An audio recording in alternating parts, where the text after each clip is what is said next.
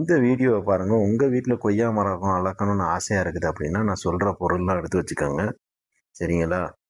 முதல்ல வந்து நல்ல தேர்வு பண்ணிக்கோங்க. ஒரு கிளை நல்ல கனமான கிளையாக பார்த்து தேர்வு பண்ணிக்கோங்க. சரிங்களா? அதை சென்ட்ரு பார்த்து கரெக்டாக இந்த மாதிரி கட் பண்ணி எடுத்துக்கோங்க. பாருங்கள் எப்படி கட் பண்ணுறாங்கன்னு பாருங்கள். பார்த்தீங்களா? அதுக்கப்புறமா ஒரு கேரட் ஒன்று எடுத்துக்கோங்க.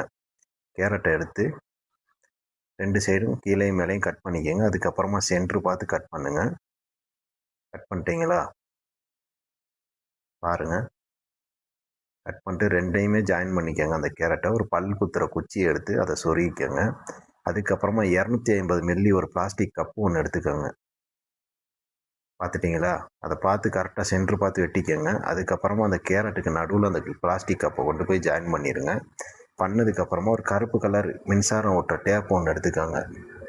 ஒட்டிட்டு உங்கள்ட்ட கோகோ பீட் இருந்துச்சுன்னா அதை போட்டுக்கோங்க. அப்படி இல்லை அப்படின்னா உங்கள்ட்ட தோட்டத்து மண் இருந்தாலும் அதை நீங்கள் பயன்படுத்திக்கலாம். அதுக்கப்புறமா ஒரு பிளாஸ்டிக் கவர் ஒன்று எடுத்துக்கோங்க. சரிங்களா? அதுக்கப்புறம் 45 நாளைக்கு அப்புறம் அதை கவர் பண்ணி வச்சதுக்கப்புறமா நல்லா இந்த மாதிரி வேர் விட்டுரும். வேர் விட்டதுக்கப்புறமா என்ன செய்யணும்னு பாருங்கள்.